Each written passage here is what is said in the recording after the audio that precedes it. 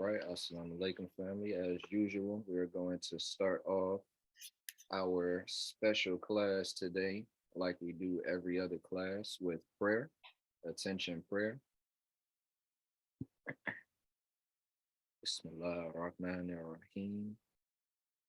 In the name of Allah, the Beneficent, the Merciful, surely I am being turned to Thee, O Allah, being upright to Him who originated the heavens and the earth, and I am not of the polytheists. Surely my prayer, my sacrifice, my life, and my death are all for Allah, the Lord of the worlds. No associate has He, and of this I am commanded, and I am of those who submit. O Allah, Thou art the King, there is no God but Thee.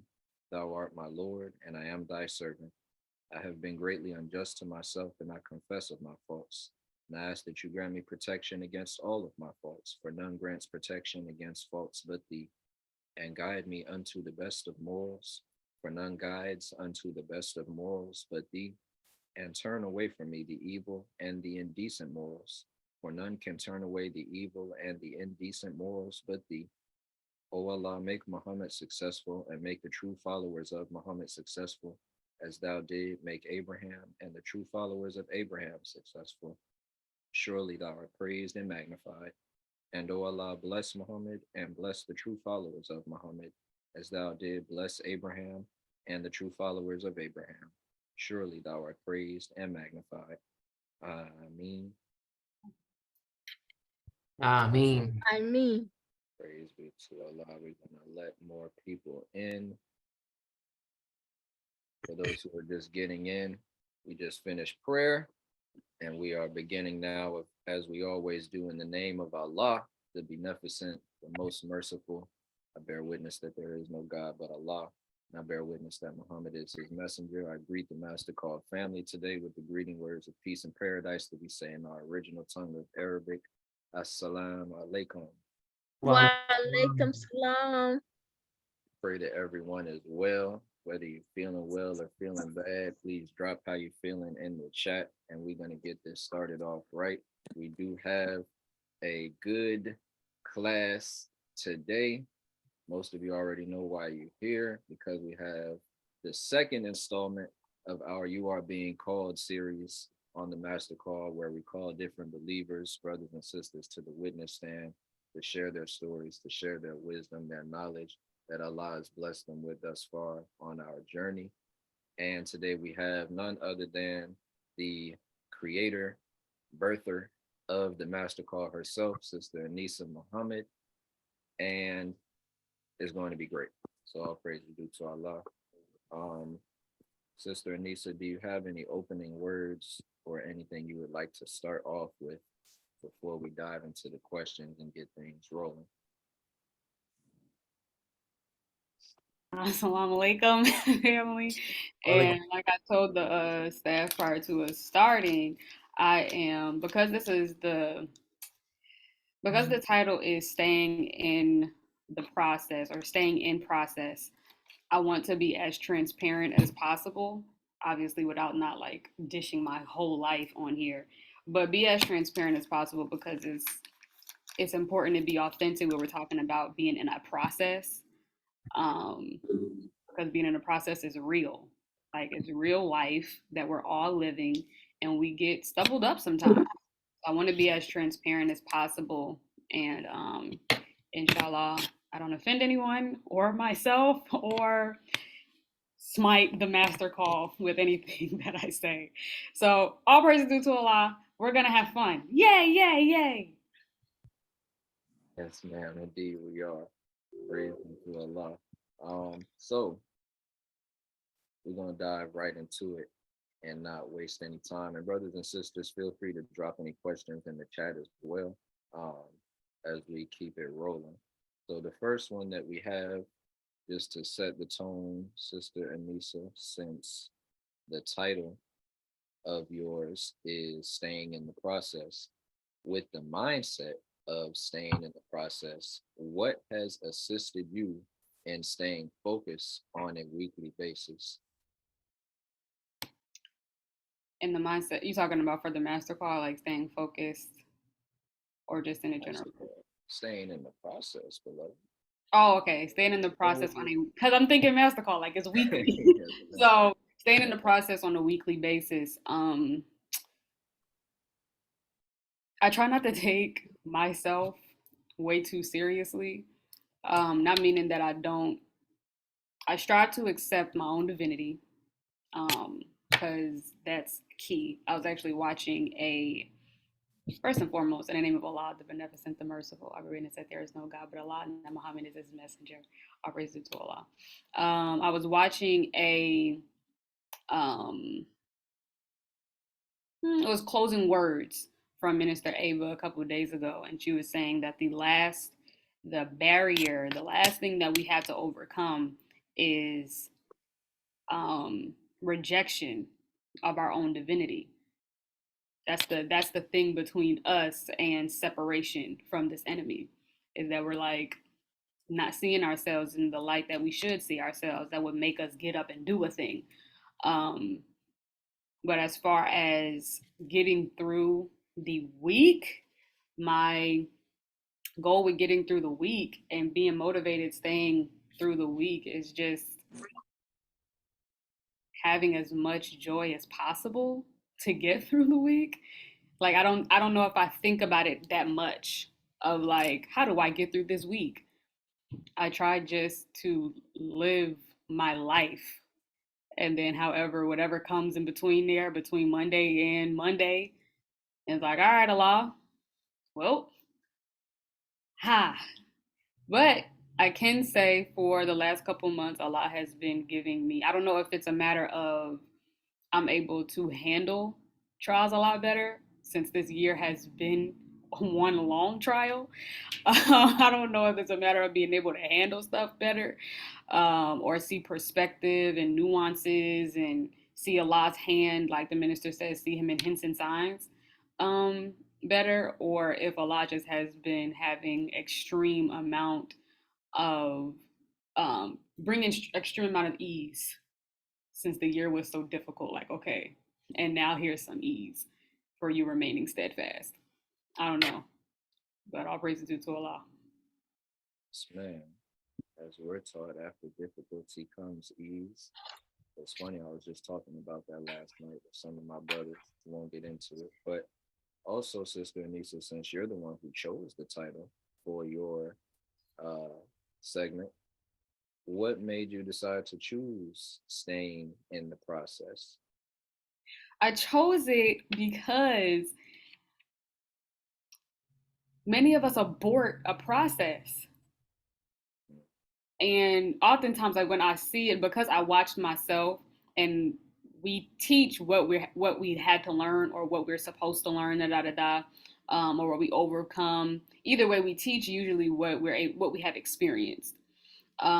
So I remember when I aborted a process, this process, being in the Nation of Islam process, I aborted it spiritually.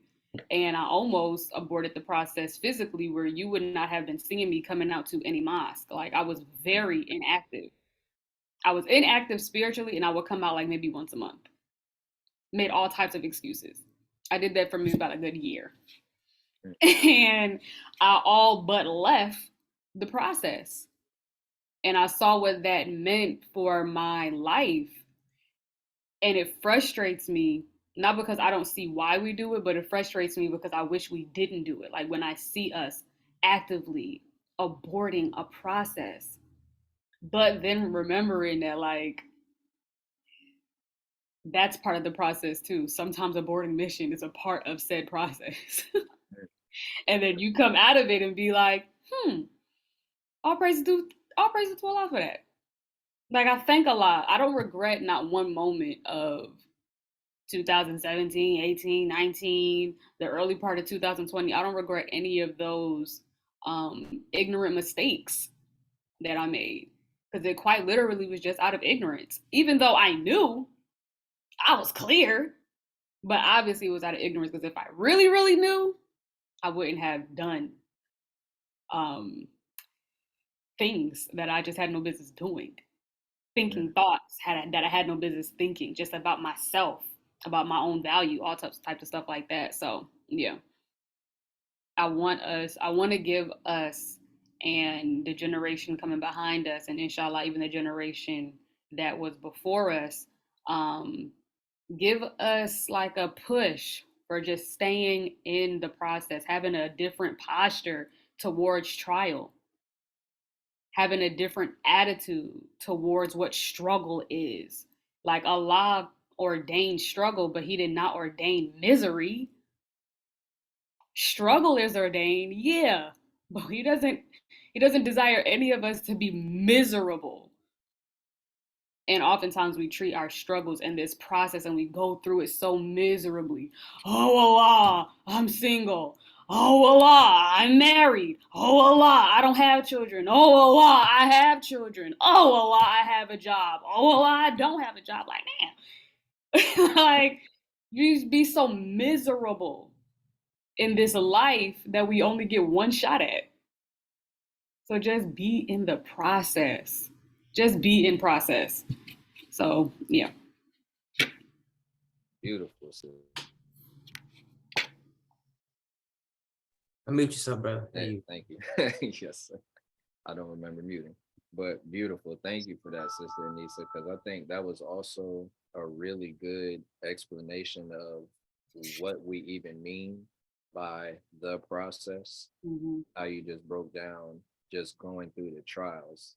It's not even about specifically the joining the Nation of Islam process and staying a registered member of the Nation of Islam process. So this is universal, that term. So thank you, because that really just gave a lot more meaning to the title. Brother Jeremy, you want to ask the next question, God? Yes, sir. Assalamu alaikum, family. So let's see. So we'll ask this one. Says how the soul is one of the 7 units. What is the spiritual side of sowing? What is the woman's role as a sower? Now I'm gonna ask you to do something because y'all know I'm a little slow. Okay. So I'm going to ask you to ask that again, but ask it one at a time. Yes, ma'am. I'm gonna forget the other 2.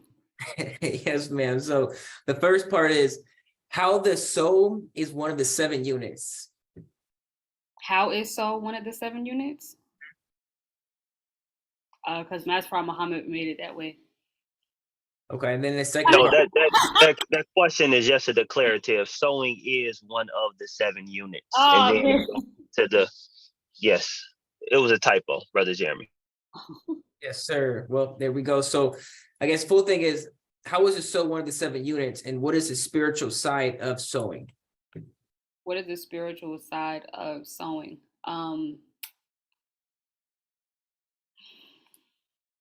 There's so much to it. It's almost kind of like, what is the spiritual side of like anything? It's so many, it's layers to it. It's just I'm literally putting together a garment right now. But for my sister, for Savior's Day, shout out to Savior's Day. But the spiritual side of sewing for me, and this is something that I didn't think about when I first started sewing at all. My first desire when I first started sewing was, it was so shallow. I don't like what I'm seeing as far as modesty. I'm 4'11". I'm very tiny and 4'11", and I can't fit this stuff.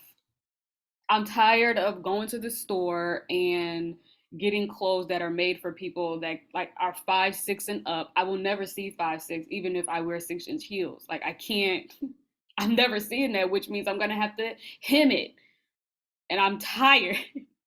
So it was either me look like, and I wasn't accepting the modesty means granny either. I wasn't accepting that for myself because I'm young and I'm not a grandma. So I was like, well, there needs to be, I'm going to fix it for myself. That was the original like thought process. And then as I had no intention on selling clothes, I had no intentions on becoming a seamstress. I just wanted to be cute. That was it. So when I was starting, there was quite literally no spiritual basis for it. Even the name that my sewing line is, everybody's like, oh, what's that, like Ashe? I'm like, I'm not that deep. It's not Ashe. It's just my name backwards with a dot in the middle.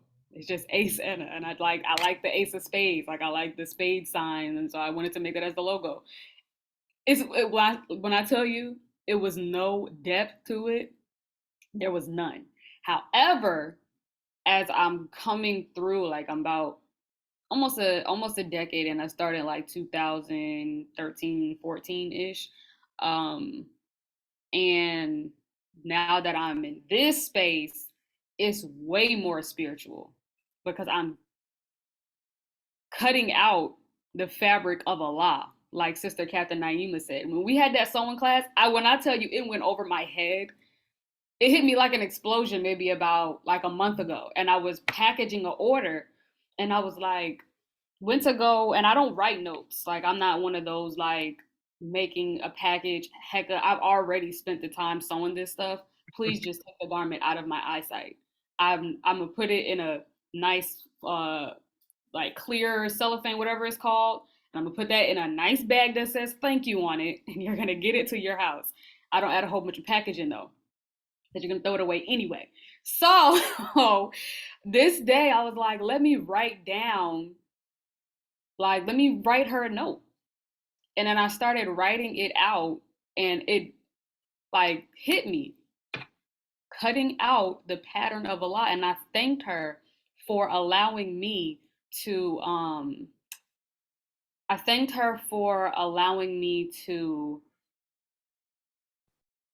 sew in a manner that Allah approves of. Because I'm a seamstress and I know how to sew, I can sew anything. I could sew anything. Sewing something that covers the Black woman is a choice.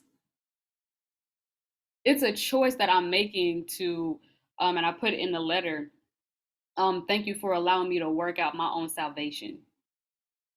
Because with every garment that I make that covers his woman, Allah's second self, with every garment that I make that covers his woman, I'm saving somebody from the chastisement of Allah.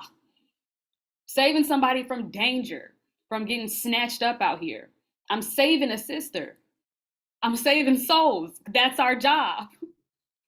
And I was like, oh, I didn't literally back in January. It was like, oh, I'm sewing, but da da da. Justin, can you please?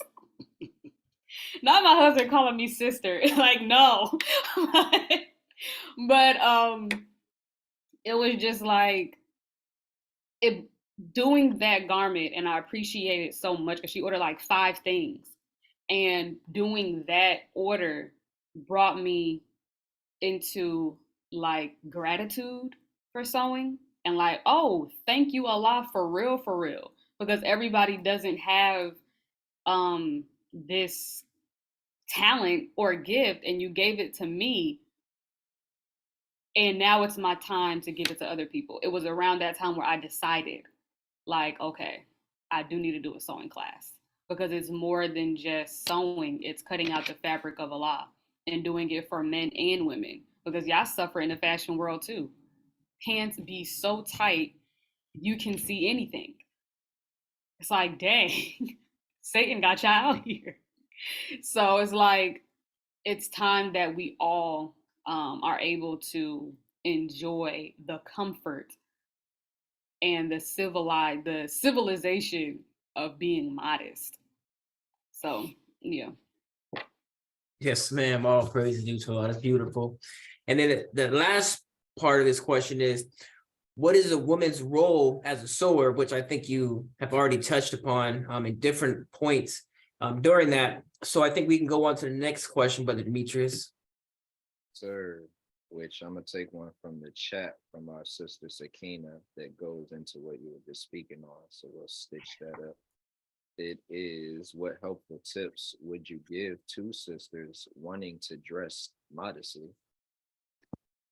What helpful tips? Learn how to sew. I'm gonna be honest with you. I would say like back in the day, I would say go to Forever 21, because back then, maybe like 6 years ago, they had a lot of options, like a lot of oversized type of like cool things, or like really long type of stuff, and it was like options. I went there sometime last year. I was looking for an outfit. Sorry, I'm still being a master call hostess, and it's so bad. You're doing fine. Literally over here texting. Okay, so I went there. This was sometime last year when I was still courting, and I needed an outfit to see my now husband. And I was like, I can't wear any of this. I can't wear this. Oh my God. Nothing, I can't put this on and be in a courtship. It was so terribly exposed. And how did baby fat come back? Why is baby fat back? I'm like, what's happening? What is all these crop tops and stuff like that? So I wish I could say, like, give you a place to go to, but the reality is, my greatest advice for us as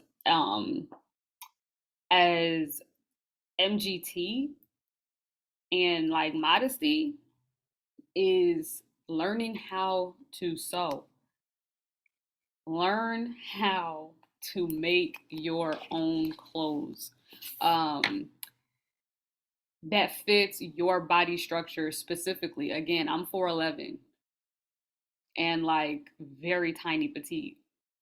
So there may be modest things at whatever store, but I'm gonna have to go back home and hem it. And a lot of us don't even know how to hem a pair of pants. Learning how to sew is mandatory, especially as a woman. If my husband button come off, I gotta know how to put the button on. He needs to know how to put the button on. He said I could sew a button exactly like the brothers. I need to know how to put a button on too. So as far as the fashion piece though, I do, like I said, learn how to sew. But as far as putting something together, wear what you like. Oftentimes we don't find enough pride in our modest dress because we're not wearing what we like. And that puts a damper. Like nobody wants to walk around in attire that doesn't suit their personality. Nobody wants to do that, and it doesn't allow you to take pride in our way.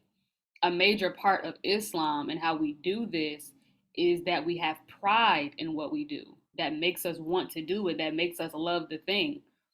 It's hard to say like I'm black and I'm proud if like I'm not proud to be black. It's just a sentence. So then we have to give a person a reason to love themselves as a black person. Give them knowledge of self. Da da da da. Same thing with dress. What do you like? I was watching a lecture. This was in the final call building. This was probably like late 80s, something like that. I wish I could remember it. But the minister was talking about fashion, and he said that his daughter, he didn't say which one it was. He said that his daughter said to him, "Daddy, we all don't look good in the same thing."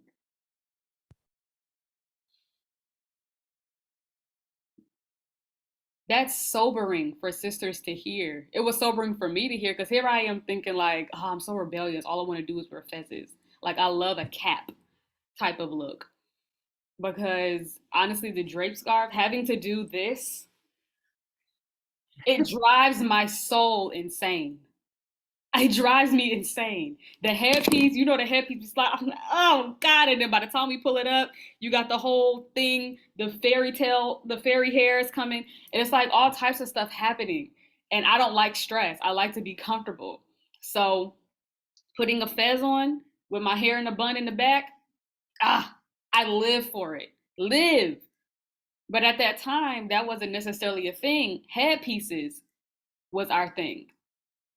So when he was like, Daddy, we all don't like the same things. And he said, he gave out an instruction. He said, all of you sisters, all of you seamstresses, you come together and you put together a design that you like. We are not in the nation to be oppressed and depressed with our way of life. Put together what you like, accept your own, and be yourself. And what is your own self? A righteous Muslim. So anything in the line of being a righteous Muslim that we do is accepted by Allah, in my opinion. There was a time that we didn't do double-breasted garments.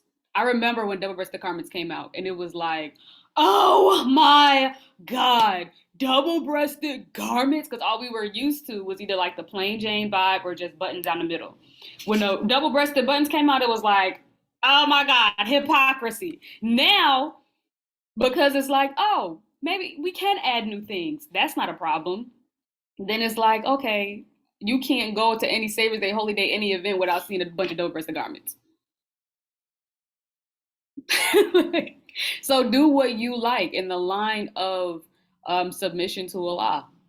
And if you do it the way you like it, you're going to wear it in a way that is attracting and attractive to everyone around you. You'll become a light. So that would be my advice as far as like the modesty piece. I can't necessarily tell you what to put together, how to put together. I can say if we could just please, you know what?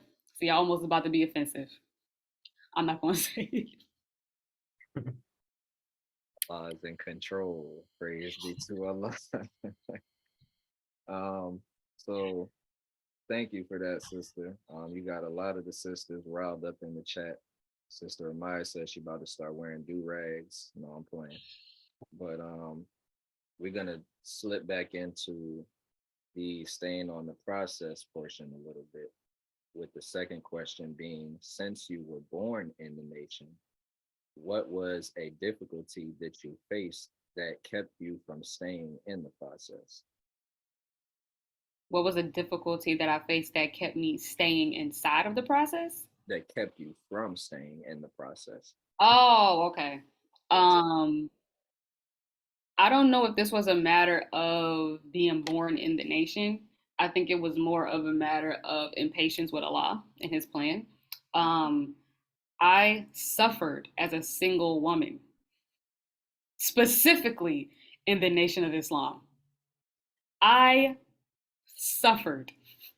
And I didn't have, that's why I said, like, struggle is ordained, but we don't have to be miserable. And I made my single years more miserable than I ever should have made them. And I don't want that for any other sister, because Allah made everything in prayer. So like I'm in pairs. So like Minister Ava said, like we don't have to like form ourselves into like a pretzel and everything to like conform to what we think a man is gonna like. Your husband is on the way. Or your wife is on the way. So I suffered as being a single woman, and with, like I said, especially with being in Islam, I'm watching all of my friends get married every couple of months. And I'm like, I my plan, and this is why we have to be so like patient with, not even patient, this is why we have to be tread so lightly with our plan and Allah's plan. Because of my plan, and I had it planned. When I tell you, I had it planned out. My plan was I was going to be married no later than 21 and finish having children by 30. I was not going to be having children in my 30s. Here I am in about 7 months going to be 28. I don't have one child. So guess what that means? Probably going to have my first child probably when I'm 30. And then be having more children, inshallah, inside of my 30s, if it be the will of Allah. And that's another thing that goes back to your first question about like going week to week. I used to beef with Allah a lot. Like a lot. I do not beef with Allah no more. It's like, if it be His will, if it be His will, if it don't be His will, then it just wasn't gonna happen. So ain't no point in me pressing. I am not the author of life. And I'm not even the author of my own life. Like he got this under control. He has it under control in the most beautiful way possible, not like a narcissist. He has it under control in I don't want to see you fail. And having to remember that like Allah does not want to see me fail. He didn't put me on this earth and make me be the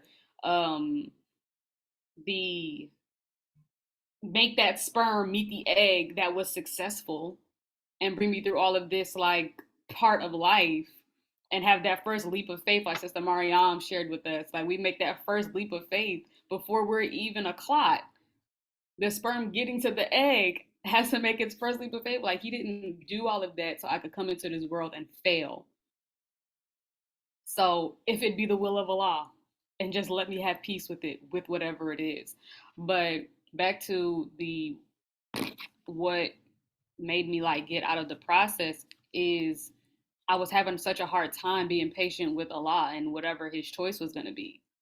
And it was making me very irritated. Like, how long does it take? Allah, produce the man.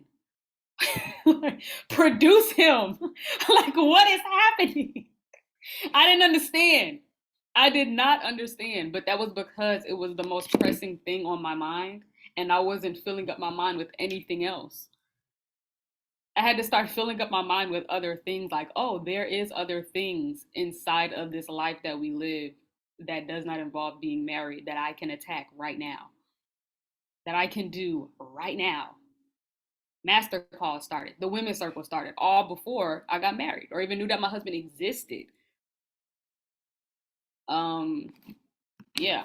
And because the problem is, because I didn't see my connection to Allah the way I should have, and Sister Callie gave me something that was like, thank you. She told me this back in maybe about a month or so before I met my husband. Like when I say met, like not met like face to face, like before I even knew he existed. She said, qualify yourself to be the wife of Allah. And I needed to hear that. And she was talking to me about like femininity and stuff like that because I was struggling so hard with understand how I could be feminine and not have a man to lean my head on after being an entrepreneur and working and doing a master call and just feeling like I was the head of stuff all day, making decisions all the time. And I'm like, where is my femininity supposed to come from? Like, I feel like a man. And it made me struggle even more. I'm like, oh my God, I can't continue to make decisions. And she was like, qualify yourself to be the wife of Allah. Lean on him. Like I had a hard time seeking refuge in Allah and understanding that he's my real consolation. My husband consoles me, but he can only give me what Allah gives him.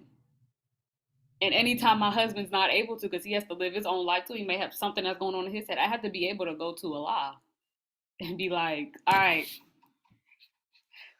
so what's the deal today? Like, how do we find peace today, Allah? Help me, please. So yeah, I struggled with that. I took a major 10-year detour with my Islam due to not having patience. And not detour in the way that I left. Like I was still here. My mother would tell you, I was here. I just wasn't like, I wasn't here. So I took a good 10-year detour. Oh, but we back and we better. So Yes, ma'am. Yes, ma'am. All praises due to Allah. That's beautiful. All right. So we kind of got two-part question here. So what book or lecture would you say influenced you the most in your current development? And what stuck out most in either one of those? perfect. So I actually screenshot and sent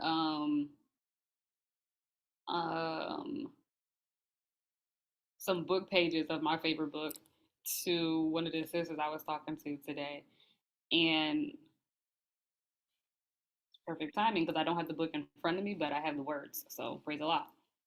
The first book would be Naturally Beautiful by Student Minister Ava. Praise. Just I thank Allah for that woman. She left us with so much. right? So naturally beautiful, this is page 12 to 14. I'm not going to read all of that. That's page 12 to 14. But those page 12 to 14 specifically, I read it first when I was 16 and I had to read it again by the like around the time like I got married and like stuff like that. Um because it helped me with just perspective and not what's the word? What is the okay, we said we was gonna be transparent, right? Okay. So marriage brings about because it's a process. We in process. Marriage brings about um its own struggle. That's the nature of becoming one with something. So when we think of marry, you could marry anything really. You could marry ketchup and hot sauce. You could marry ketchup and mustard. And what do you have to do in order to make those two things come together? You have to do some shaping process. You have to do some irritating process that allows it to start mixing. If you don't actually shake the bottle up so the ketchup and mustard can come together or hot sauce, whatever could come together, it's just going to remain separate and it's not going to be the night, the most tastiest thing in the world, right? So the same thing with marriage is there has to be some type of shaking up that happens in order for some peace. Chaos is first, motion is first, and then Allah brings some order, right? So, and then balance. So, that book, Naturally Beautiful, allowed me to see myself inside of my marriage and to not be waiting, because oftentimes when we're married we could like wait on the person to be the person that we want out and like be like, when you do this then I'll do this, when in reality it's like just accept your own and be yourself. I have to remain feminine no matter what. I can't decide when I want to do that because I'm the second self of who? I'm the second self of God. I'm not the second self of my husband. I'm the second self of Allah. I'm not the woman of my husband. I'm the woman of God. So my covenant and my consistency and all of that stuff of being in my natural state and who I'm supposed to be as a woman, that belongs to Allah. And my husband benefits when I submit to Allah. So this part in Naturally Beautiful, she says, we cannot change one another's nature. What we can do is act in accord with our own nature and keep our duty to the Creator. This is page 14. Divine law will then impose behavioral changes where they are needed. Our relationships mirror our own level of development. Accept your own and be yourself. This is the key to the transformation of all our relationships. And it was like, okay. So that has guided, that has helped me with every like moment of like, focus on yourself. It needs to focus on yourself. This is happening probably because you have not done a thing within yourself. We mirror each other. We are mirrors of one another. So if I bring more, maybe if I'm more peaceful, I'll see more peace. Maybe if I'm softer, he'll be more softer. Maybe like it's like okay, and I could bear witness. The softer I get, the softer my husband is. The more peace I put into the house, the more peaceful he just like his demeanor is just peace. I was like, okay, she wasn't lying. So if it works, it works. It's a universal law. Praise the law. And then a lecture, I would say all of the Savior's days. The thing is, I have a lot of things that just get me through a moment. I don't while I know dang near all of the Savior's days from like the rebuilding by name and suit and blah blah blah blah blah. I have things that are very specific that I pull up in my mind as soon as something happens. So like if I'm hitting a trial and I feel like it's so unfair, Immediately, do men think that they'll be left on saying they believe and will not be tried, will know the tribe before them, so Allah will know the truth from the liars? Okay, Aneesa, stop tripping. You're not the only one. You're not that special that you're the only one going through this. This is the process. This is the process. Okay. That's chapter 29, the spider. Then we have things like, even when like I'm beefing with my husband, I pull up in my mind, even outside of the naturally beautiful, I pull up in my mind when Minister Ava said to me, and she gave me this story about what something that her and Brother Darius had like recently gone through. And she was like, saying all that to say, beloved, welcome to marriage. And I was like, oh, okay. So every time we be beefing, I just say in my head, welcome to marriage. Welcome to marriage. A lecture that pops up in my head when I'm like, I need, let me think. When I feel like maybe like the trial of life is like just kind of weighing, I think about Savior's Day 1999. When he came out after experiencing what should have killed him, the lecture is an apologia. When he came out, what should have killed him, and he said, "You thought you would come out and see a fragile, weak, decrepit Farrakhan? I want you to look again." And it's like, okay, we can get through stuff, and we can get through it and come out of it, not like years wallowing. We're looking at a man that gets through things. Like, he doesn't sit in anything. He works, whether it's a spiritual or physical, emotional, mental, he works through his problems. He looks to solve his problems. He didn't necessarily have to come that Savior's Day. He by all means could have been like, I'm gonna rest. When most of the world thought he was dead. But he came out and was like, I want you to look again. I want you to see what God does. I want you to see what the power of God does to a man when he's committed and submitted. I could come out and scare all of y'all because y'all thought I was going to be a ghost. I want you to look again. So, yeah, it's a lot of different things that like I hold fast to. That gets me through the week, like the first question was. Praise be to Allah. Beautiful answers flowing through you so effortlessly, sister. And she did not get any of these questions in advance. Y'all know we don't do that. I want to ask, because you gave such a beautiful example, with marriage and condiments, what condiments would you use to describe yourself and Brother Justin? No, I'm playing. You don't got to answer that. The next question. Now I'm thinking. Don't think about it. Don't think about it. Don't think about it. I don't want you to call my brother Relish and then y'all get into an argument.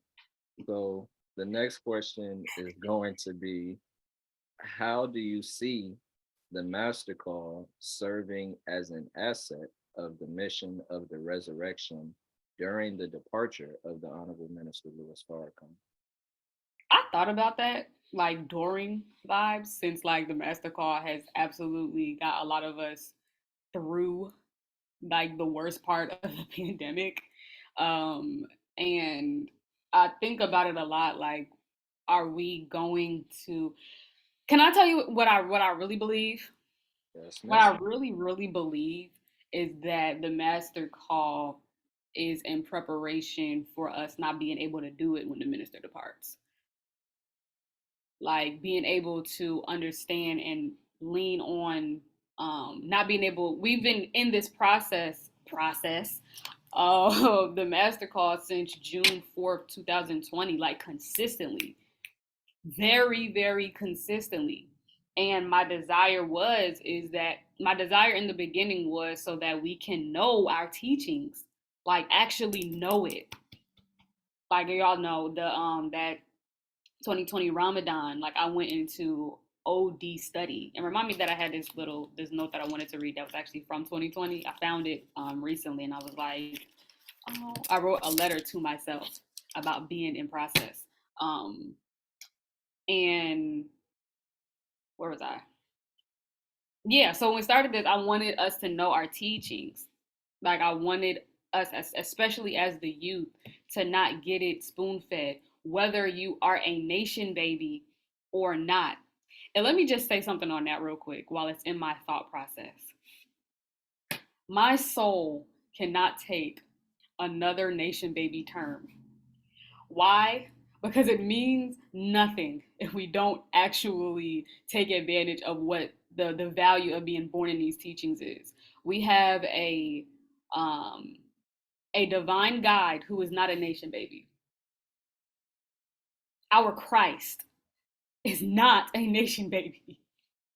They came into this well, the men that we lean on for strength did not come here when they were born. They came here when they got here. And when they got here, they took it on fully. And then they raised nation babies. So there's no because I hear this excuse too, like, oh, I'm a nation baby, that's why I don't know such and such. Everything we have, everything we know, we learned, we got from three men, Master Fard Muhammad, the Most Honorable Elijah Muhammad, and the Honorable Minister Louis Farrakhan. You don't need to be a nation baby to figure this stuff out. We just have to study like they did. We just have to study. When we go to school, we don't be like, oh, I wasn't here the first time school was ever created, so I'm late. And that's why I don't know how to do 1 + 1. No, you got to school at the age you were able to get in school, and then they start you off where you need to start off to get you to where you got to go. There's no excuse for not knowing these teachings. We have all the same books. No, none of their books are withheld because you're a nation baby or not a nation baby. Allah doesn't open up our minds like, I'm not going to open up that person's mind to understand me because they're not a nation baby. He don't care about none of that. He doesn't care about any of that. So like my soul, I had to get that off my chest. My soul cannot take another nation baby term. Okay, but what was where was I at? Oh yeah, I wanted us to know. Because me being a quote unquote nation baby, I really didn't know nothing. I knew what my parents spoon fed me. I knew what I had heard over and over again. Like I could run down some stuff, but like I didn't know it. And it wasn't until I knew it, like, oh my God. And I remember, I could feel right now the feeling of like, oh Allah, like you're really alive. Why did it take me 25 years to figure that out? Who knows? But it was like, oh my God, like you're really on the mother wheel, like you're alive. Master, the Most Honorable Elijah Muhammad was once amongst us, and then you brought him to your right hand, and he's alive. The minister is an extension of both of you. And the value that we like, he's here, and we get to love y'all by looking at him. I was like, oh my God, everyone needs to feel this feeling. Because if we felt this feeling, we wouldn't be making our lives miserable, like how I was making my life miserable.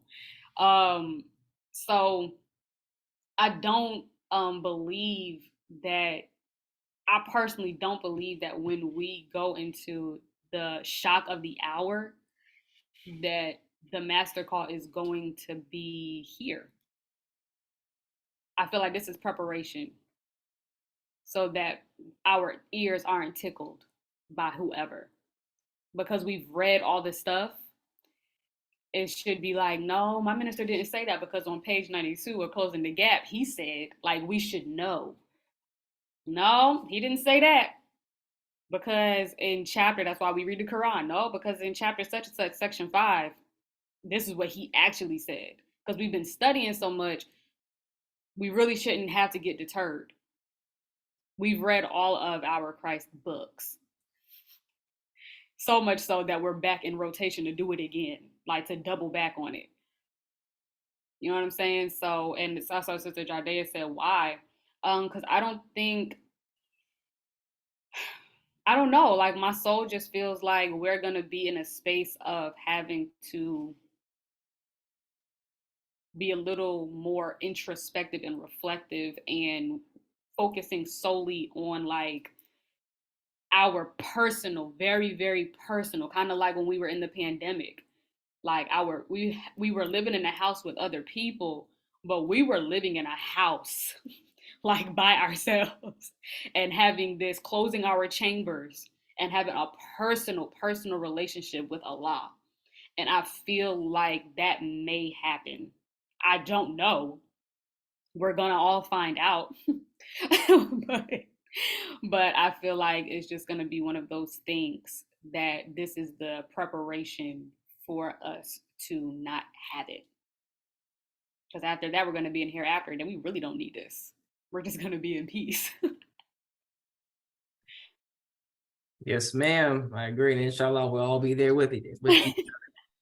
All right. So I think this is a beautiful question asked by one of our sisters in the chat. It is, what was your sign/turning point in the life that turned you completely into a woman who relies and has confidence on Allah or in Allah for her life?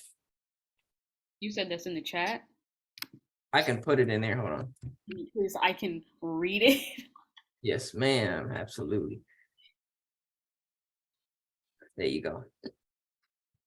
Okay. What was your sign turning point in life that turned you completely into a woman who relies and has confidence on Allah for her life? I'm gonna be honest with you. I don't know if I'm at a space of having completely relied on Allah. I'm gonna be honest. I don't know if I'm at that space. I don't if that's what I'm giving off. All praise is due to Allah, but I don't know if I'm there yet. I'm gonna just say I'm not there yet. Because if I have to say I don't know if I'm there yet, it's more than likely because I am not there. Like when I know, I guess I'll know, right? But what I can say is that this year, 2020 up until this year has been a whirlwind of like out of controlness, like me out of control. From thinking that my life was going to go in one way and it completely getting derailed, and then going into a very scary courtship.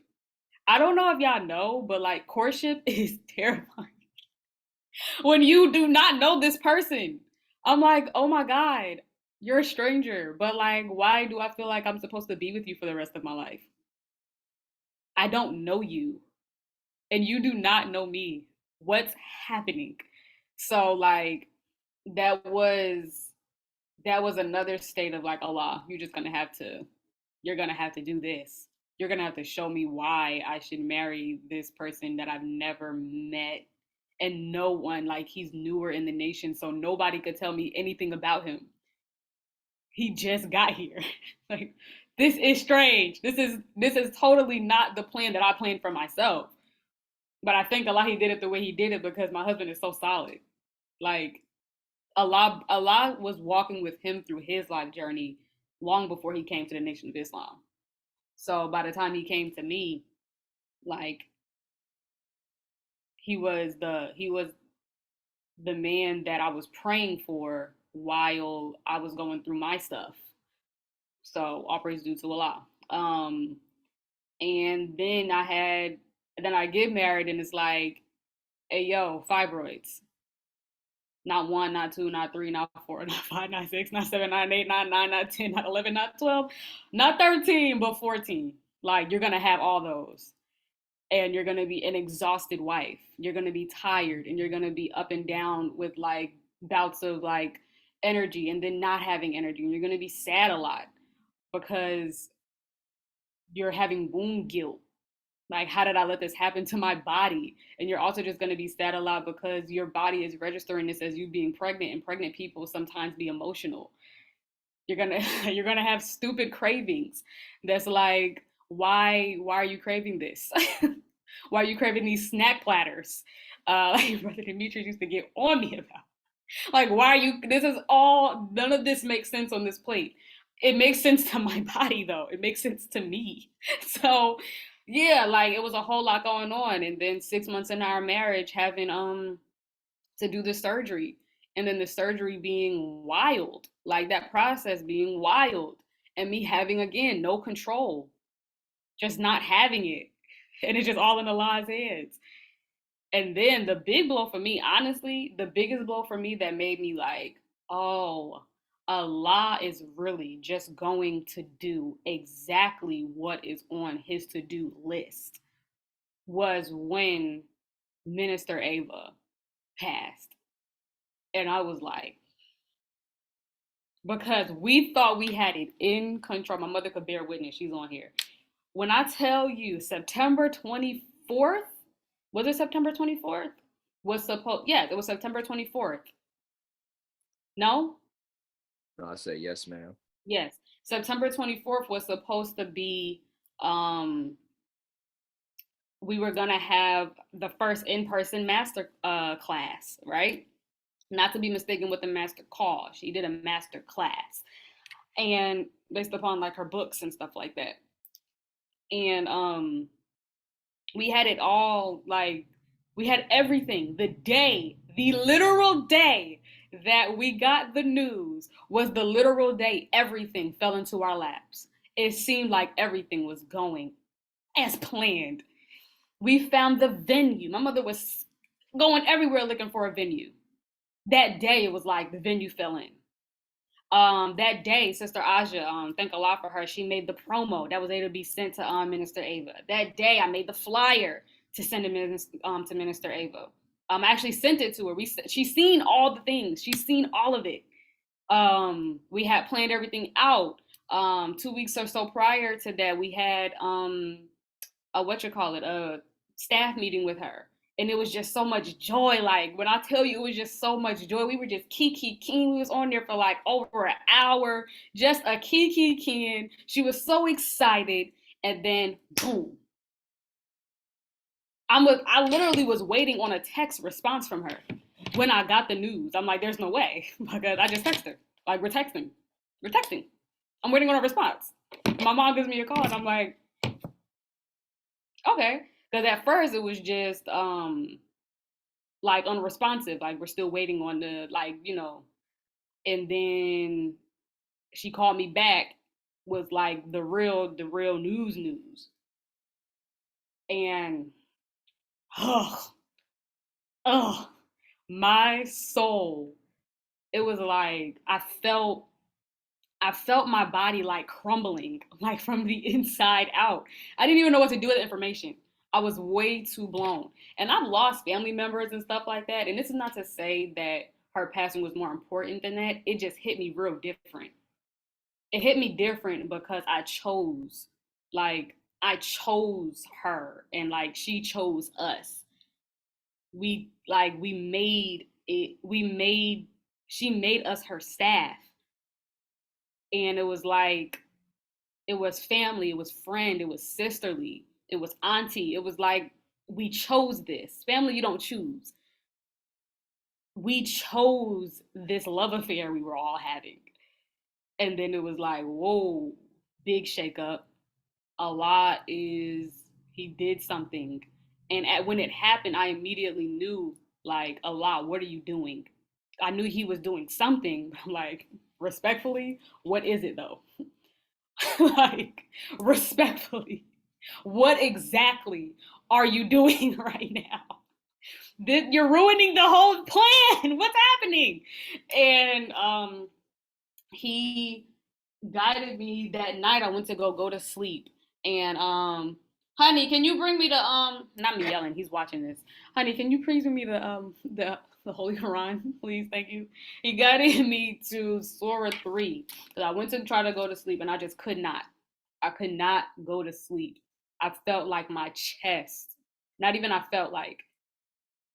Well, I guess like I feel like, because it wasn't actually happening. But what I was feeling was literal, what heartbreak feels like. And I only felt that one other time in my life. And I was like, because I kept asking myself, like, what is this? What is this pain? I was like, oh, this is heartbreak. And I felt, thank you, darling. I felt like my chest, like feeling like, ugh, and I just couldn't sleep. I just could not sleep because I couldn't breathe. So I woke up And or I got up and I went to the living room and went to actually just opened it to it just now. The family Emron. I went to actually open up to 8:25 to see what does Allah say, like, you know, because she passed away on August the 25th. So I was like, well, let's see if that's found. Like, what can I find in the Quran that makes this meaningful? And then when I went to go open up to chapter 8, I ended up opening to chapter 3. Chapter 3 was significant, kind of put a smile on my face that Allah was hearing me say, like, what's happening, because I was calling out to him. I was like, Allah, you have to tell me something. You have to give me something. Like, I know this is like it's your irrevocable will, but you have to give me something, please. And went to go open up to chapter 8 and ended up opening up to chapter 3. Chapter 3 is significant because I only know that chapter 3 is about Mother Mary's mother because Minister Ava talked about it. And it was one of her like favorite chapters in the Quran, right? And I opened up to section or verse 1. Where is it?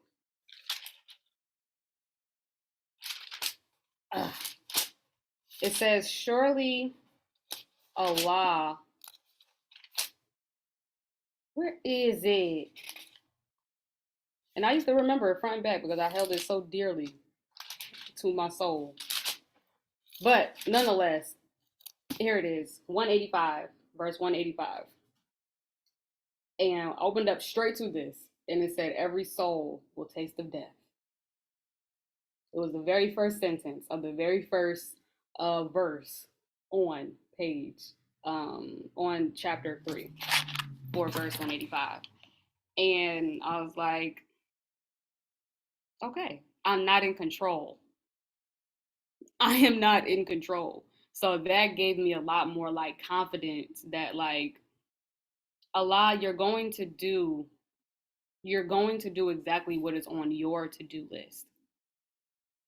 And then I literally heard a voice, she's mine.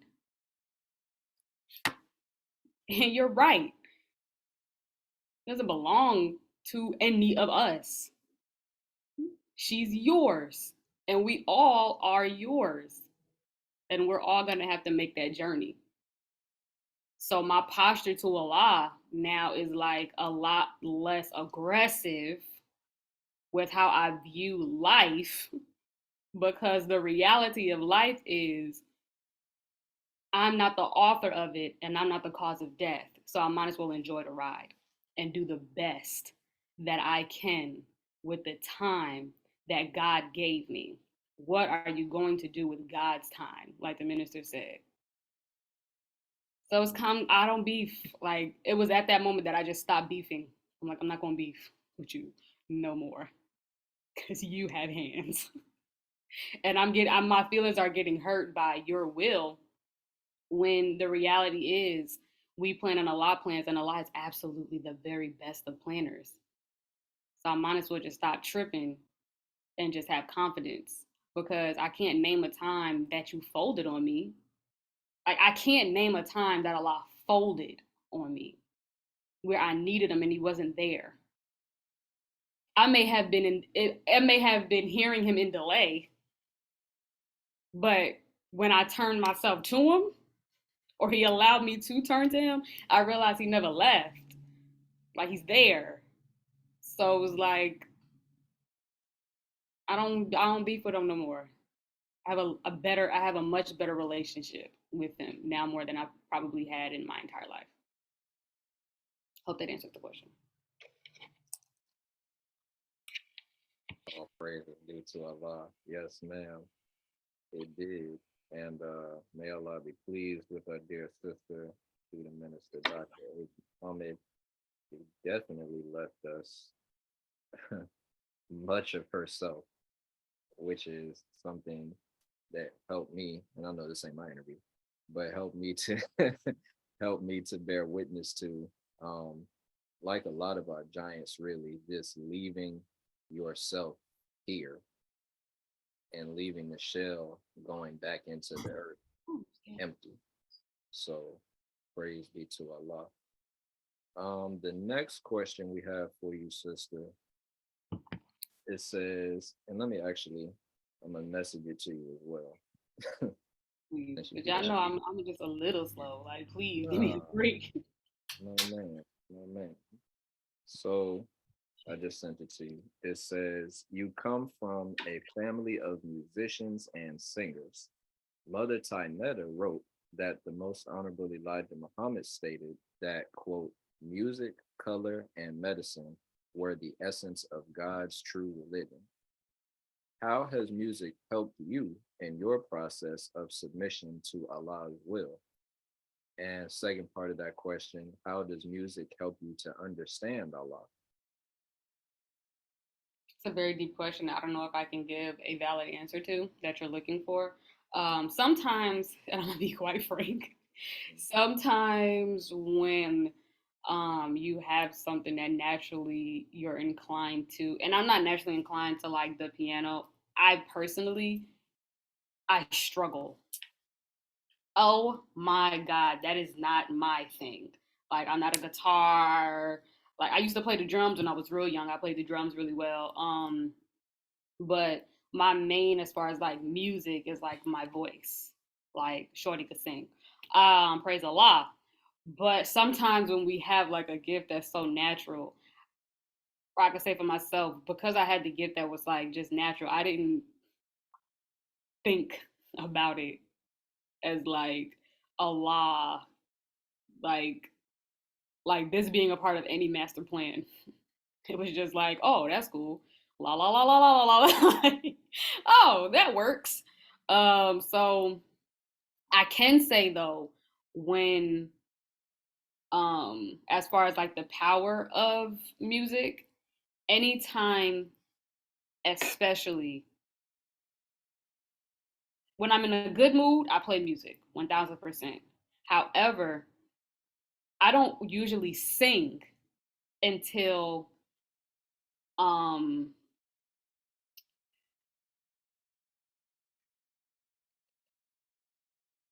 thank you, mommy. I mean, she literally answered my question right there. She said she doesn't sing for a hobby. I would say her voice helped her through tough moments because she would find songs to fit her circumstances to lift her spirits. 1000%. I was not the person like all day singing around the house. Like, you know how like people that like they know they could sing, so they sing all the time. Like, you can ask Brother Jester. I do not be just lollying through this house all day long. I really don't. I genuinely do not.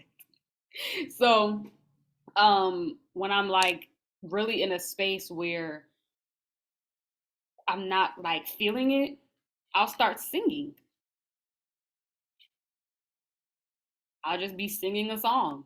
And it like any other musician or any other person that sings, music gets you through. It's something about melody. Like it just gets you through stuff. Yeah, we got through slavery with Negro spirituals, what we call them. That's how gospels came into play and all that stuff. Like we used music to heal ourselves. Um, it's one song that got me through some mighty rough days. It is by Leandria Johnson. She won Sunday Best a few years back. If you know, you and she did a song after her brother had passed, and it's called All I Got. The song is called All I Got. It is so good. She talks about putting one foot in front. I'm gonna say I'm not gonna sing it. I am going to say the words of the chorus. Keep putting one foot in front of the other. Clinging to yesterday will just make you suffer. Been looking everywhere until I discovered your love is all I got. And she was talking to God. I said, ooh, oh, it was just so good. I played it back to back to back to back to back to back to back to back to back to back for months. So for months, it was like the only song I listened to. Another good person I love is what's her name? Mommy. She also won. She has that song different that we like. Different. Ah. What is her name? Tasha Page Lockhart. Her album that has the song Different on it. That whole album, magical. Brought me through a whole mighty rough days. Um, so yeah, I mean that would pretty much be my answer. I can't necessarily give you like this like full blown spiritual answer that you may be looking for because it's such a very spiritual question. I don't know how music has helped me understand Allah outside of like Allah just be giving talents to whom He please. Like, I don't know. I still don't know why. I do not know why Allah was like, I want her to be able to sing, cause I don't be using it like that. Like it's not my dream to be a singer.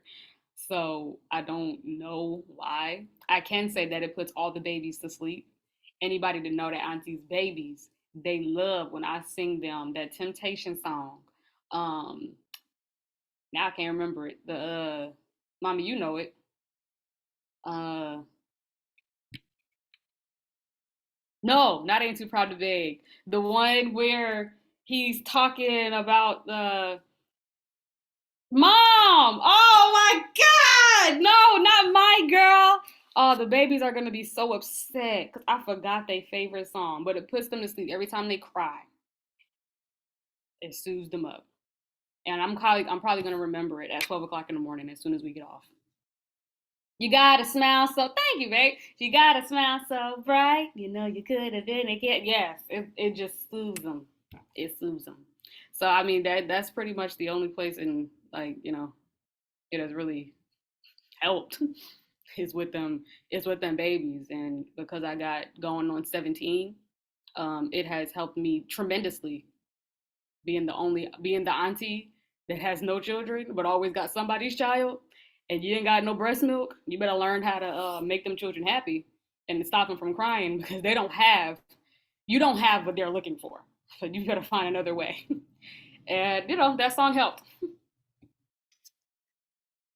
Yes, man, that's beautiful. Made me laugh.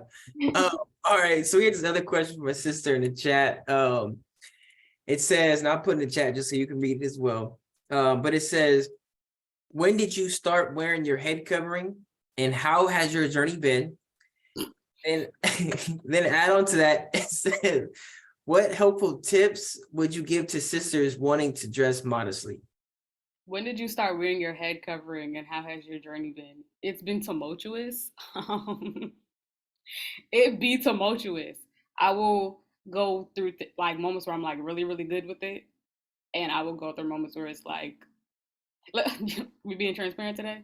Okay, so when I got married, I was like, this is deceptive intelligence, rationalizing disobedience to Allah. Savior's Day, 1997. When I got married, I said, my husband is my covering. I don't need to cover my hair anymore. He's my covering. What? What are we talking about? What's happening right now? Like, no, nah.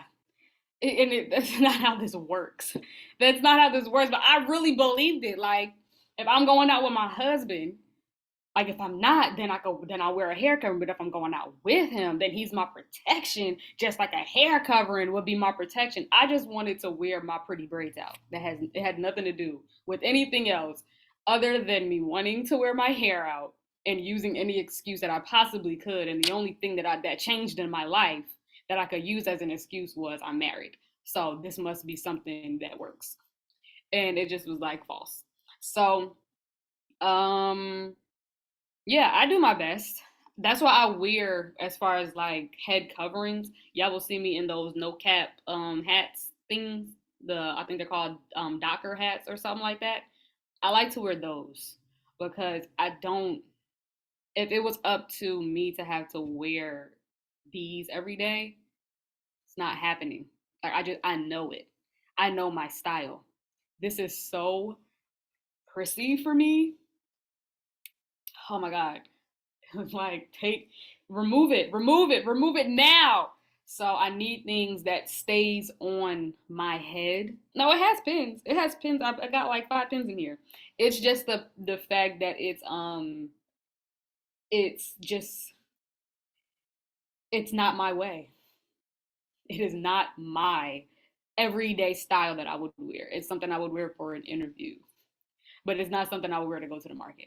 I need something that's going to stay on my head. And it's almost like Mother Tynetta. You very rarely saw her in like drape scarf. You saw her in fezzes. She wore fezzes, and that is my vibe. It is quick, it is easy, and I love the vibe of it. Okay, so yeah, like yeah, it's too prissy for me and Nisa. So yeah, and I answered that last part already. The helpful tips you would give to sisters wanting to dress modestly. Just find your style and be modest. Do not use deceptive intelligence to rationalize disobedience when it comes to modesty. The minister talked about that in that lecture in 1997. Like, don't make it long and fully covering, but we can see your belly button because it's so tight. It's not modest. It's just covering. Kim Kardashian wears that. So it's like modesty. Let's be honest about what modesty is. It is not to make us ugly. It is not to make us unbeautiful. It's to enhance our beauty, but to cover our adornments and to hide, better word, because that's what it says, to hide our adornments. I can cover my adornments all day with a very, very tight shirt. It's covered, but it's not hidden. We are meant to hide our adornments. But we could still step on necks. Like don't let that be confused with hiding adornments. He made it a way that we're able to show our faces and wear the best of fashions and do all types of stuff, jewelry and whatever. Nah, nah, nah. But yeah, go ahead. So, we tell you to disregard that second part of the question since it had already been asked, but I see you had a little more left to spill on I did. it. Praise be to Allah. Um, so two questions we have here because one our sister asked in the chat was a beautiful question, which I'm about to read, and it actually affirmed another question that we have for you. First, though, I want to ask you, Sister Nisa, did you want to read that note that you mentioned, like towards the end after your last question, or? Yeah. I did. Okay. All right, yes, ma'am. And everybody, please do take notes. Meant to mention that in the beginning, but do take notes. Sister Anissa is dropping gems on us from what Allah has given her to pull from of her life. And anything that resonates with you today, take it with you. Don't forget about it, please. So the question that the sister put in the chat, and she just messaged it to me again because Allah must have told her I couldn't find it. What words can you share with gifted young sisters who are bullied for their godly gifts and pure intentions from other sisters? Fight them. I'm just playing. I'm literally just kidding. Bullied? Can Yes, you ma'am. read that one more time? Can you is that in the chat? Did you put that in there? Yeah, I'll direct message it to you as well. But yes, ma'am. There you go, Brother Jeremy. What words can you share with gifted young sisters? That's a key word. Gifted young sisters who are bullied for their godly gifts and pure intentions from other sisters. Ooh. Okay. Well, I can relate to this a little bit because when I first started making a transition, and I was making my transition like honestly, even before 2020, Ramadan, Allah was calling me back in 2019. Like I felt him wrangling with me, like Aneesa, please, you're out of order. So I felt myself coming back. So I would make little videos here and there on like, you know, a lot of my videos where I started on my Islamic journey and like really talking on social media was in 2019. I talked much less in 2020 because I was just really focused on like my connection with Allah. But when I started doing that, and I was no longer trying to do what I was doing before, I noticed that there were some people that had a problem with me striving. And I just took note.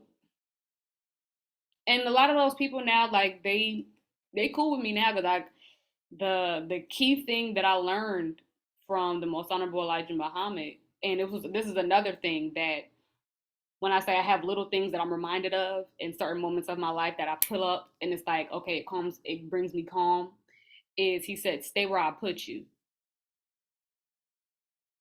So I'm gonna stay where he put me. I don't care what you think about how I'm trying to have this connection with Allah. Yeah, I saw what you posted about me. I saw it, and I saw how nasty you was. But I'm gonna stay where Allah put me, and I'm gonna try to do better tomorrow. And all of those people who had nasty things to say, I literally have open arms for every single one of them. I don't even bring it up. They probably don't even know that they know that I've seen it.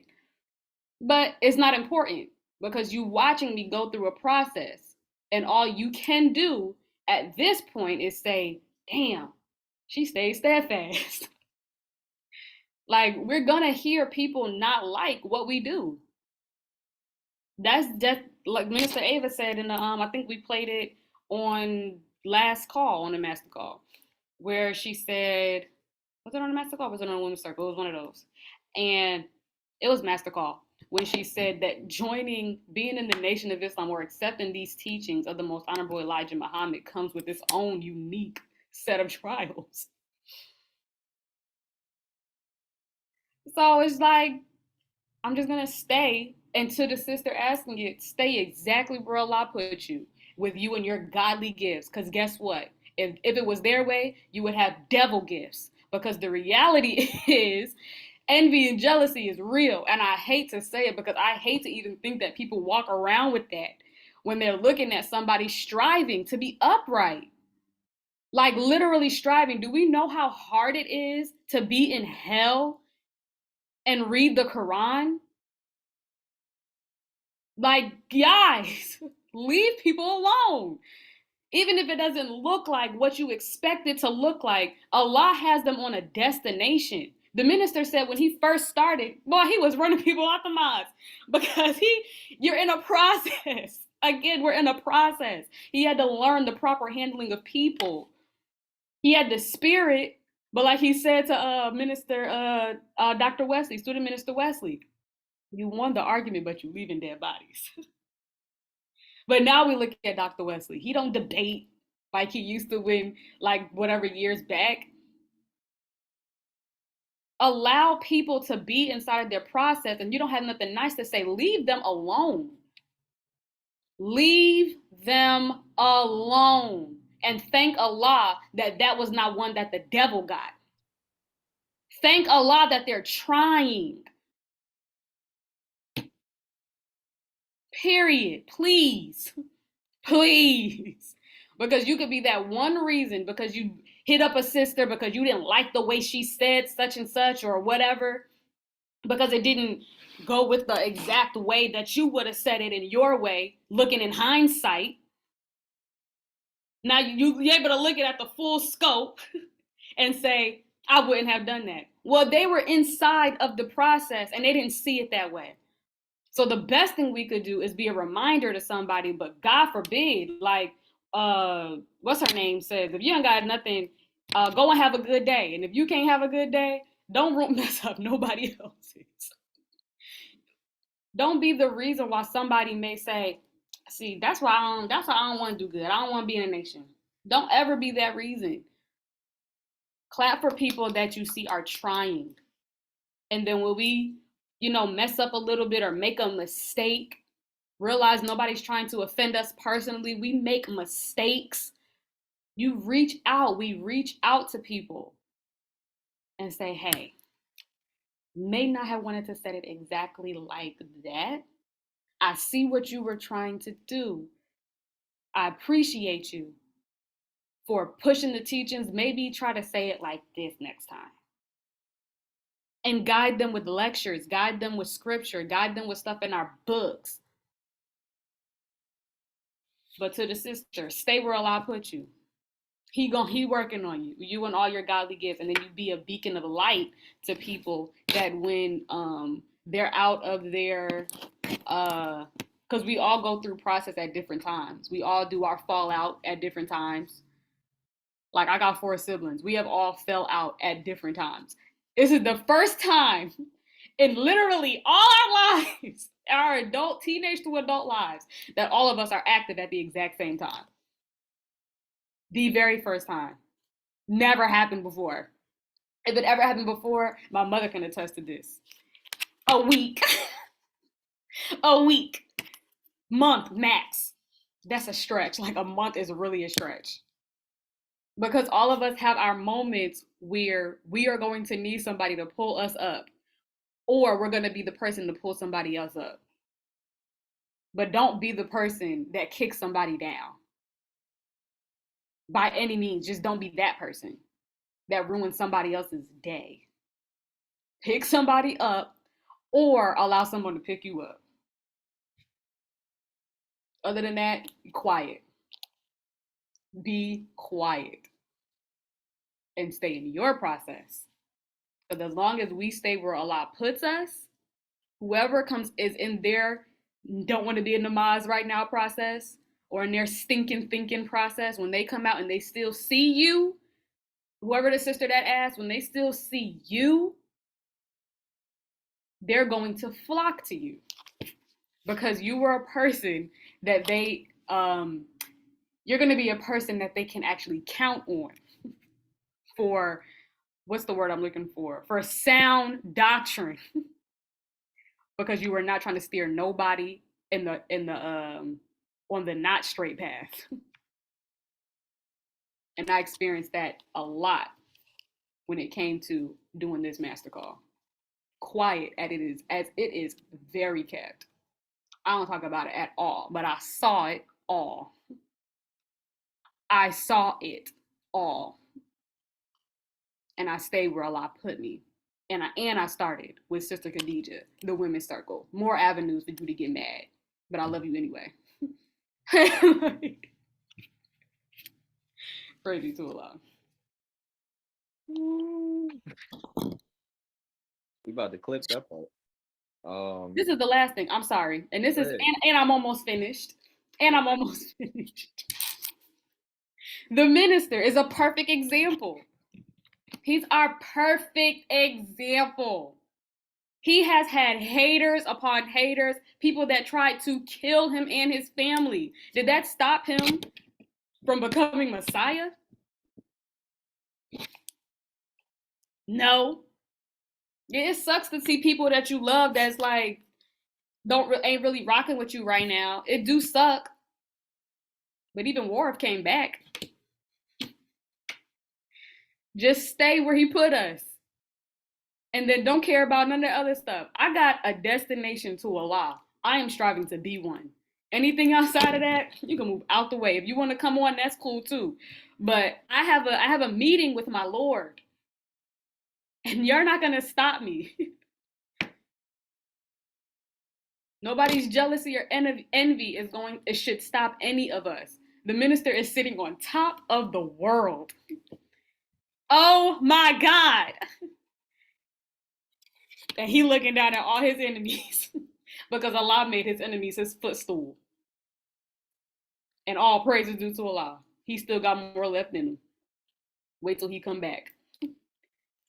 That's it. Praise be to Allah.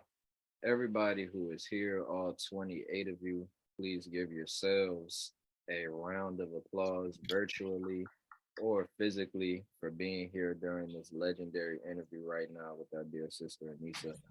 So we have 2 questions next for you, sister. And we do have time for them. We got 10 minutes before our usual close time, so we get them in. it's up to you though, how disciplined you can be with your I'm answer. trying my best. But no, you're doing perfect. We right there. We right there. So this question is very open. It's not even really a question. We're just looking for your thoughts because the subject is so vast. So I'm gonna just throw some things up in the air and you can catch what you want. Regarding women, because Allah is making you a fixture in the nation um, for women, particularly with the women's circle. But out of the 28 uh, out of the 28 participants that we have on the call right now, 20 of them being women, I'm sure most of them can bear witness that you have something about you that offers comfort and guidance for a lot of our sisters. So, by the grace of Allah, if you just want to speak to that as far as something that you would say for Muslim women in particular, as far as you all's walk being different from that of a man, what can they do to stay in the process, which is of course our title, and as well as well, you pretty much just really just ran down what to do with the criticism, so we'll leave that out.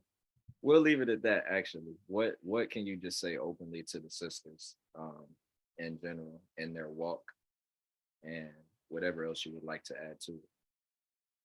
Um, um, that our posture towards Allah is uber important. Like our attitude with Him, because God is a man. Like Minister, not Minister. I keep saying Minister Mustafa, and that's not his title. His title is Supreme Captain Brother Mustafa. Like he said on that Friday, and if you haven't seen that, please, for the love of God, because I bring it up dang near every master call, please go to media.noi.org, put in the search bar Elijah, go to that video that says 125th celebration of life, watch the whole thing. Okay? But he said, ooh, I burped. He said, when we get over this shock that God is a human being, and in also the light of that, God being the supreme being that we recognize is a Black man. So oftentimes we can find ourselves being defensive with the God because how we view Black men right now in their immature version of themselves, underdeveloped version of themselves. So it makes it hard to posture ourselves in a feminine, relaxed, undoubting, unsuspicious way to the God who ain't did no wrong to us. Like he probably be like, why y'all talking to me like this? I didn't do nothing to you. You need to talk. I ain't did nothing to you. You need to talk to that one. I've been on your side this whole time, beloved. So, that's like super important. That's like the epitome of all men aren't the same. Like we go to the God, and when we go to Him, we have to be so careful and being girl like. Sister Callie talked to us about that yesterday on the Women's Circle. Remaining a girl with Allah. She said Allah loves, like she said that the minister said that Allah finds so much joy when we like jump rope because it's girly. That's so important to our development in this process, is remaining a little girl with the God. So yeah, I would say I would give that short answer. Yes, ma'am. Being mindful, like strategically mindful when we go to the God, that our brain and our mind is in a space of complete surrender as we talk to him, and not in a space of, and I have to do this consistently as I'm talking. Do not be suspicious. You ask for a thing, have an expectation of the God. He won't let you down. He can't answer your prayer if you don't believe that he's actually going to come through. Say the prayer, say exactly what you want, and have full expectation that he can do it. And that because he can do it, he will do it. Ask and you shall receive. Remember, remember, remember. So, yeah. Mm. I mean, I mean, or should I say Ashe? That's a little more of please sister. don't. Please don't. Praise be to Allah. I want to let the brothers know too. You can still keep your jump rope if you use that to exercise. You know what I'm saying? Don't feel discouraged and throw it away. The sister Nisa said that's girly. It's too. But y'all the fruit of Islam. Y'all still babies too. Yes, ma'am. Yes, ma'am.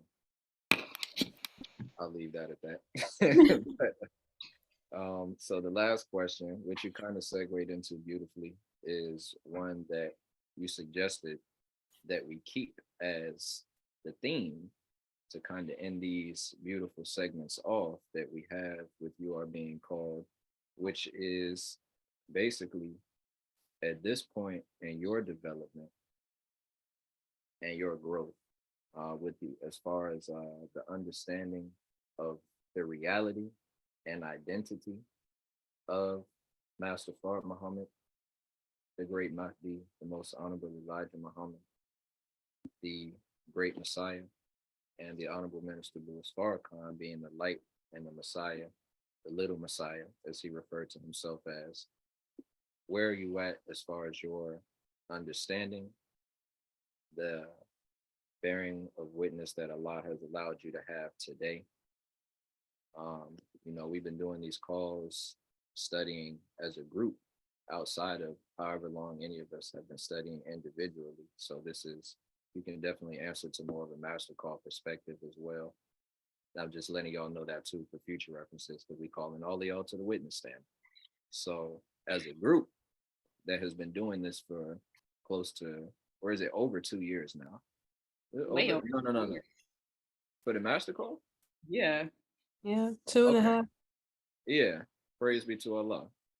So for that amount of time, where are you at currently with your understanding of recognizing these three as who they are? I feel like I'm in like a really good space. Okay, so this is like transparency is um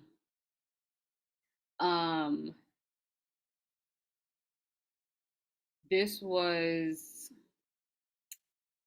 some years ago. I was 21 years old, and I want us to get comfortable with having these type of conversations because they're real and they are not spooky. They are real and they are not spooky. I had an experience with the most honorable Elijah Muhammad that I didn't know was him until last year when Sister Callie clarified it for me. My spirit knew it was him, like I knew, but I wasn't confirmed because I didn't see his face. Like it was a shadow, a full blown shadow. Had a hat.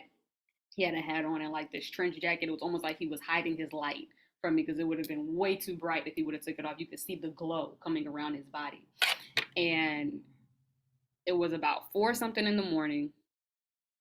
And I felt a tug on the back of my head. The key part of this is I didn't have a ponytail on.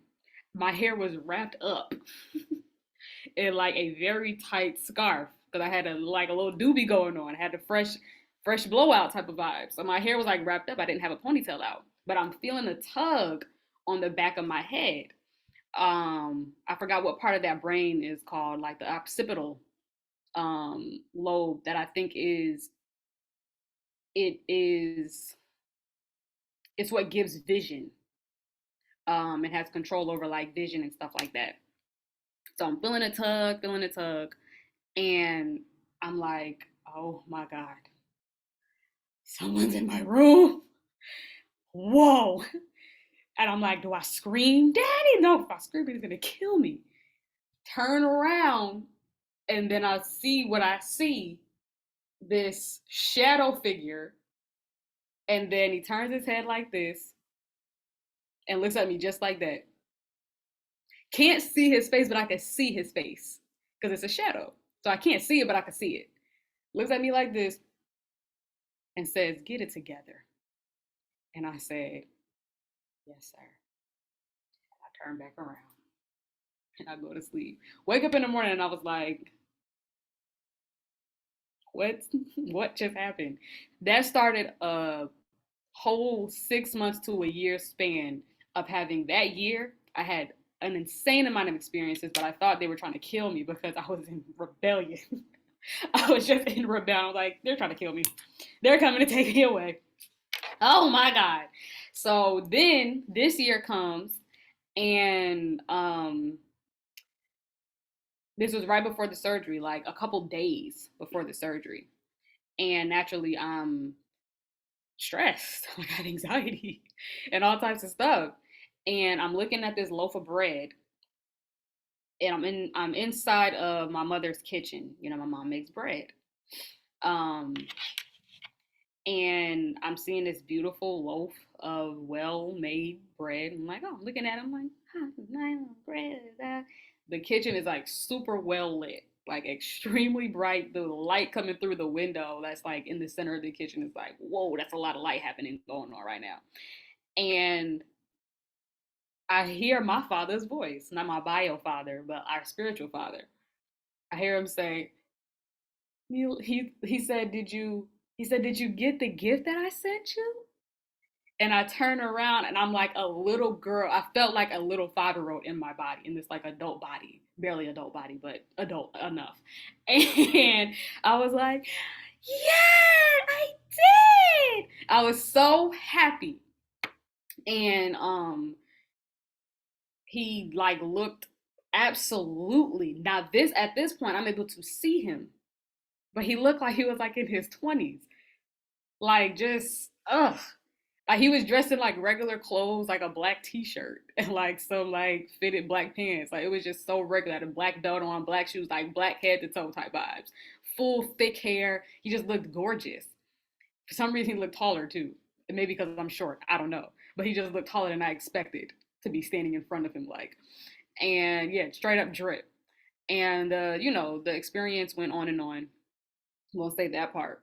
But that was a that was on the around that time of me constantly having a lot of experiences around that time as well. So it was at that point where it was like, I don't have a reason not to believe.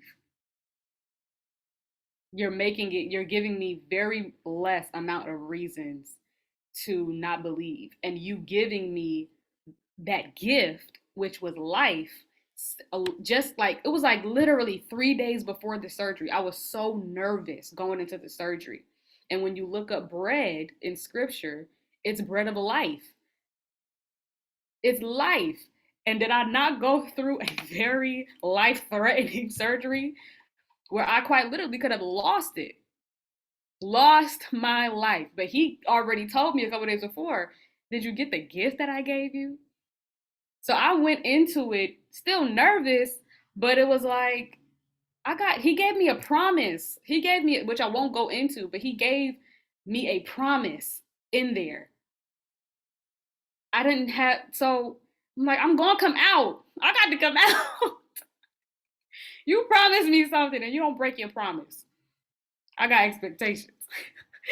So, yeah, I think I'm at a really good space right now of like Allah did come inside of the person of Master Fard Muhammad. Not hard to believe no more. Understood, got it. He taught one.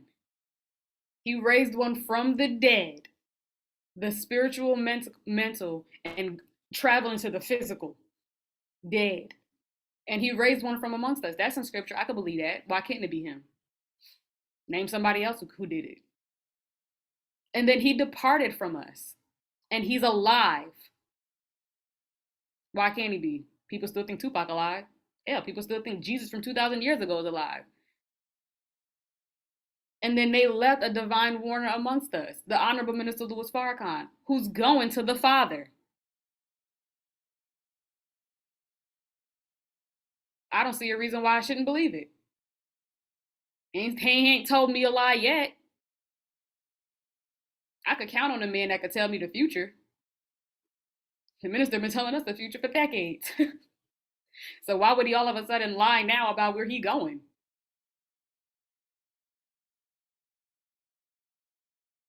So that's kind of where I'm at with it now. Like, hey, the Father, the Son, and the Holy Spirit. The three.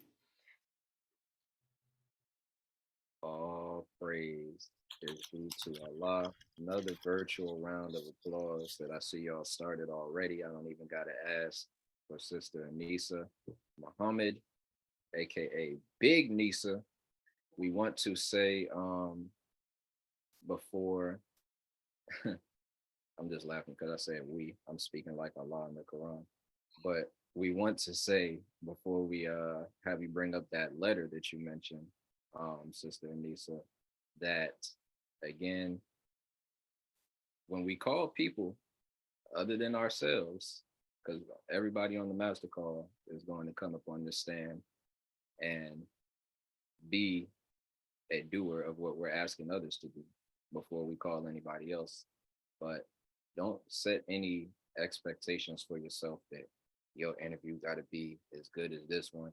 We're all coming up here because, again, the purpose of these interviews was to remind us all of the unique experience in this journey of oneness with Allah that we all have, and that we don't have to marvel at, you know, Student Supreme Captain or Dr. Wesley, you know, all of the members of the Shura Council that we've had up here, that they are reflections of what each and every one of us is supposed to and can grow into when we apply ourselves. And I gotta put it this way because Allah reminded me of this recently. I won't share it right now, maybe during my interview, but letting ourselves die for Him to live in us. That's right. So praise be to Allah. Sister Nisa, if you want to read that letter you mentioned, and then we're gonna close out with the Holy Quran before prayer.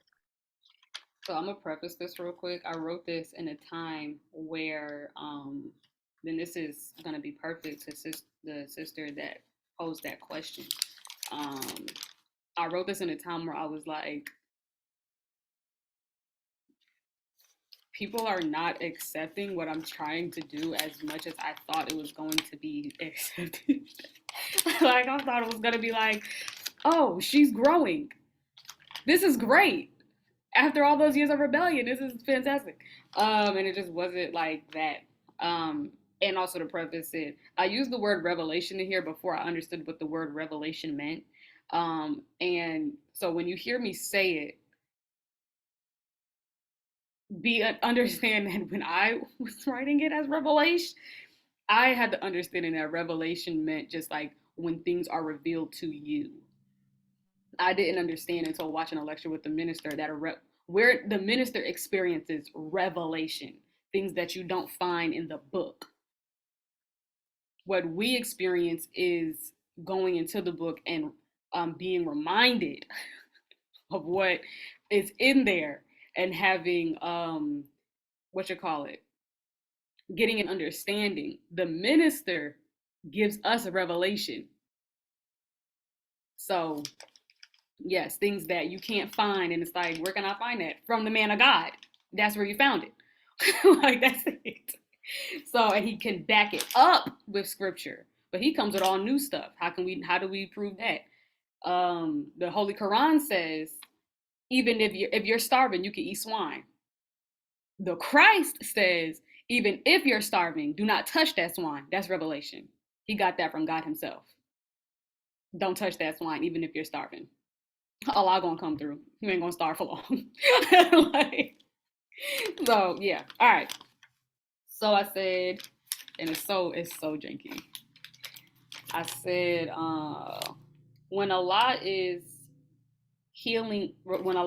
revealing things to you, no one can understand when Allah's revealing things to you, no one can understand. Like you share what you learn, and for some reason, it's not hitting them like it hit you. The revelation that brought you to your knees, they just nod their head and say, okay. That's because the revelation spoke to your own iniquities. It spoke to your heart at the time your heart needed it. And that moment you say, thank you, God. Because in a time where you thought, oh, am I having emotions? Yeah, it's okay though. Let 'em flow. Ooh, don't be a punk, Anissa. Pull yourself together on this call with all of your friends. Okay. There's one thing and you say, thank you, God. Because in a time where you thought you, because in a time where you thought he forgot you, you realize he hasn't forgotten you. You are on his mind. I encourage you to, this is me talking to me. I encourage you to keep going, keep studying, keep seeking his voice and his favor, and wait, and his favor and what he revealed to you will come obvious in how you live, in your being, that you won't have to convince someone that God spoke to you directly and gave you revelation. You will become a walking revelation. Because where people saw you blind, you now see. Where people saw you lost, you're now found. He saved a wretch like you. All praise is due to Allah. And I wrote that to myself in 2020. Stay in the process. I just found this a couple weeks ago. I was like, dang, stay in the process. I would have hated to look back at this. And if I didn't stay in the process and see how this could have turned out to be something different, but I'm smoking or drinking or whatever, losing my mind. It's like, dang, if I would have just stayed in the process, this is where I was and how'd I end up here? So stay in the process. There will I put you. Stay steadfast. Alhamdulillah. Meaning all praise due to Allah. Sister Jaded just dropped Sister Aneesa's Cash App in there, which I didn't know was going to happen. But if anybody does want to give anything, which ultimately is going to the master call, not just for Sister Nisa to go buy nails, please feel free to do so. We're going straight to Savior's Day gift. That's right. Sister Anissa, I want to ask, and if you don't want to, it's all right, but I'm really curious to where Allah would guide you in the Holy Quran right now if you wanted to do the reading. And oh, before you do that, Brother Javon. yes, ma'am, we're going to preview that as needed. We're going to, did somebody just put it up? Oh, because y'all are so helpful. I don't got to do nothing.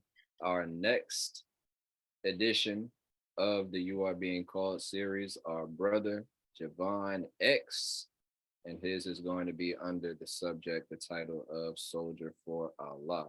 I can't get over the picture we just chose for our brother, even though I saw it already because I was there with him. I think y'all cropped me out of it, but that's okay. But his face, he looks like he's ready to come drop something on y'all. So y'all better be there to hear our brother on December 6th at the same time, the same place. So all praise is due to Allah. And Minister Nuri will be on here for a closing out of the year, inshallah, on December 13th. He'll be talking to us about guidance in the new year. Beautiful. Praise be to Allah. You go ahead, Sister Aneesa. So I opened up to chapter 40, The Believer, on page 920, section 2, Failure of Opponents. Yes. Go ahead. Hold on, because brother Jeremy got lightning fingers. Oh, he really does. Like he We be there. don't always- We don't never get to read along with you if we go with when brother Jeremy ready. All right, you said section 9? Section 2. Section 2. And thank you, family, for enduring this interview and having fun with us and being a part of the master call. Like, oh my God. Yes, ma'am. Don't say enduring, beloved. Enjoying. Praise be to Allah. I'm there. Go right ahead. In the name of Allah, the Beneficent, the Merciful. Those who disbelieve are told, certainly Allah's hatred of you when you were called upon to faith and you rejected. I'm sorry, what happened? To the faith. Oh, okay, yes, sir, sorry. Those who disbelieve are told, certainly Allah's hatred of you when you were called upon to the faith and you rejected was much greater than your hatred now of yourselves.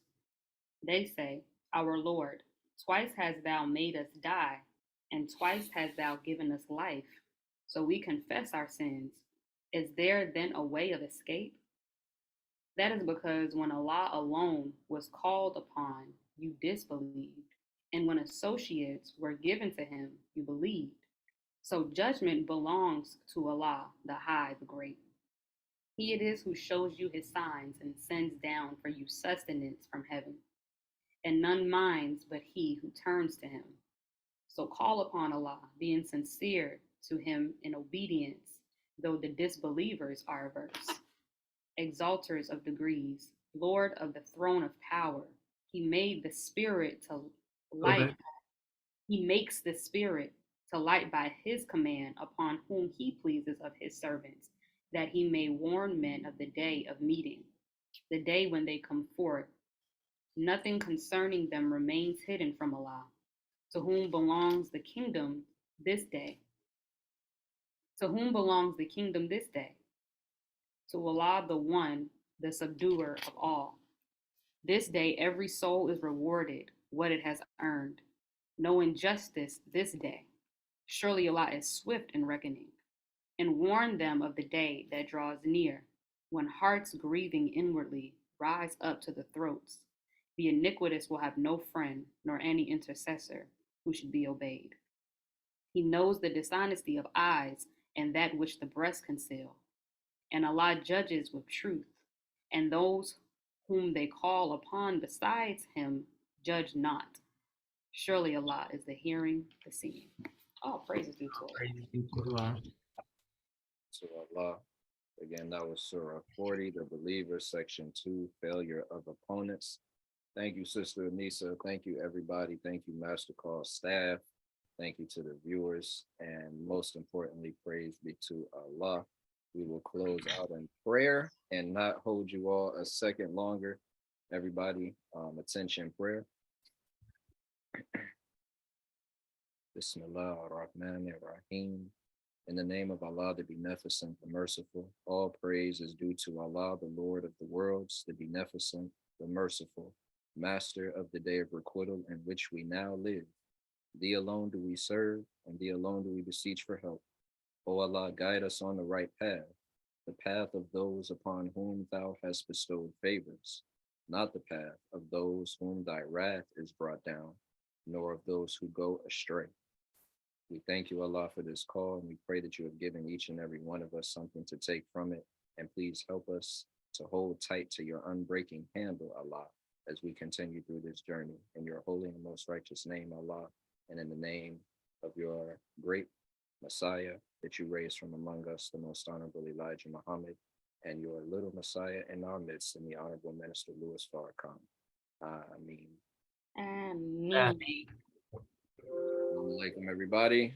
Walaikum salam. Thank you. Thank you, Sis Thank Nisa. you.